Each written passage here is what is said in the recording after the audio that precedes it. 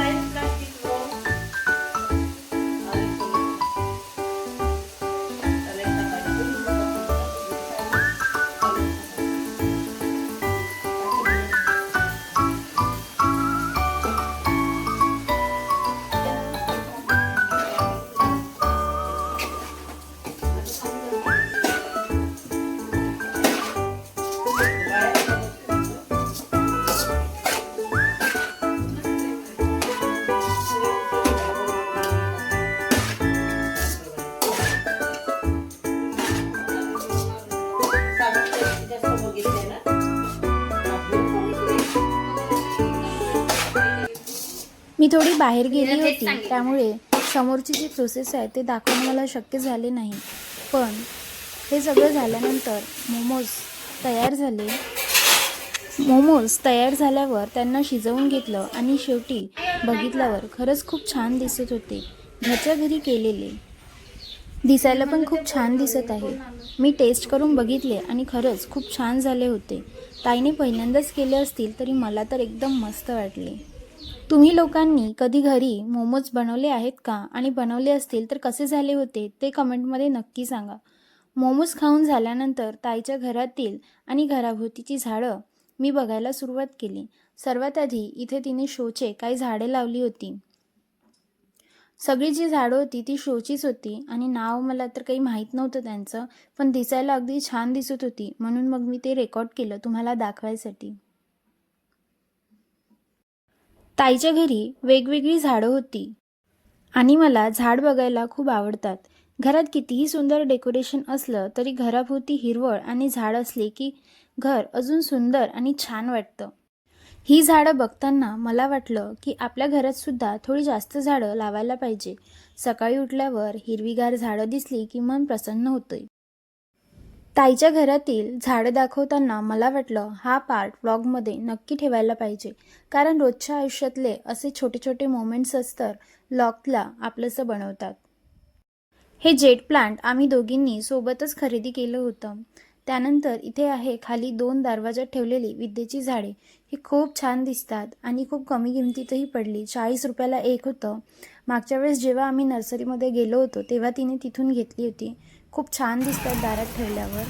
नंतर खाली मी आले तर खाली तिच्याकडे पानांचा वेल होता.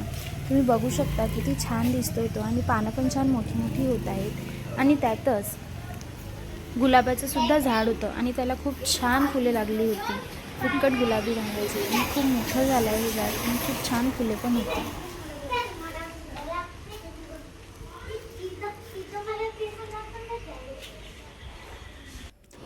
आता तुम्ही जे बघताय ते जास्वंदीचं झाड आहे, पांढऱ्या जास्वंदीचं. खूप उंच झालं होतं हे झाड आणि खूप साऱ्या कळ्या होत्या त्याला आणि पांढरं जास्वंद दिसायला खूप छान दिसत होतं. म्हणून म्हटलं की हे पण रेकॉर्ड करूया. आणि तुम्ही बघू शकता किती फुलं आली आहेत त्याला.